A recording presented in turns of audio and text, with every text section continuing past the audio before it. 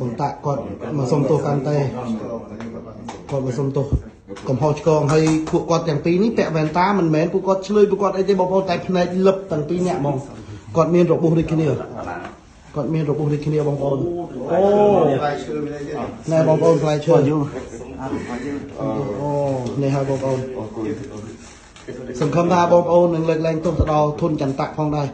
ហើយពួកគាត់ក៏បានរាប់អានគ្នាដែរបងប្អូនកាន់តែក៏លើកលែងទោសឲ្យទៅធុនចន្ទៈផងដែរ